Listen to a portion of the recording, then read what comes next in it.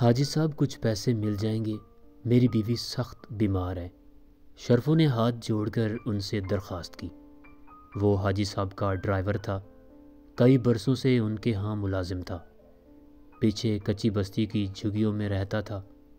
کوئی اولاد نہ تھی، بس وہ اور اس کی بیوی رحیمہ جو اس کی کل کائنات تھی۔ کیوں، کیا ہوا اسے؟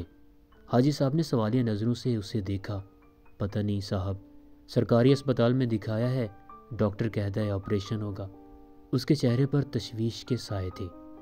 ٹھیک ہے، مل جائیں گے، پریشان مت ہو۔ انہوں نے شرفو کا کاندھا تھپ تھپا کر اسے تسلی دی۔ مہربانی صاحب۔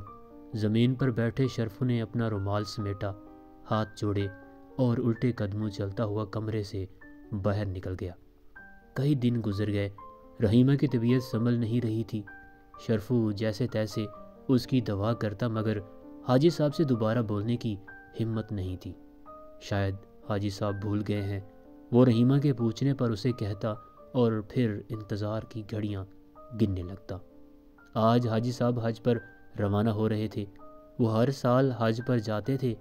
بڑی دعوت کا اہتمام ہوا، بہت سے لوگ آئے، کھانا ہوا، ہار پھول پہنائے گئے، پورا گھر برقی کمکموں سے سجایا گیا۔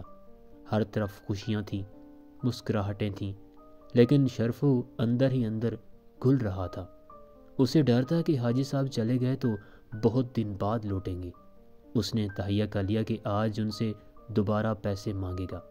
جب گاڑیاں ایئرپورٹ کی طرف روانہ ہوئیں تو شرفو نے موقع اچھا جانا اور ایک مرتبہ پھر ہمت کی۔ صاحب وہ کچھ پیسے، بیوی کی طبیعت، الفاظ اس کے حلق میں اٹک گئے۔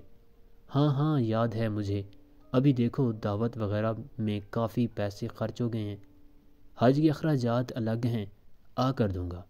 حاجی صاحب کے لہجے میں سختی تھی۔ شرفو کی آنکھوں میں پانی تیرنے لگا۔ اس کا دل چاہا کہ چیخ چیخ کر رو دے۔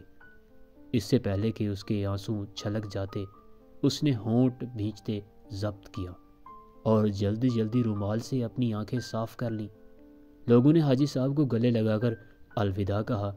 جس وقت جہاز نے حجاز مقدس کی طرف اڑان بھری، عین اسی وقت شرفو کی بیوی جھگی میں سسک سسک کر دم توڑ گئی۔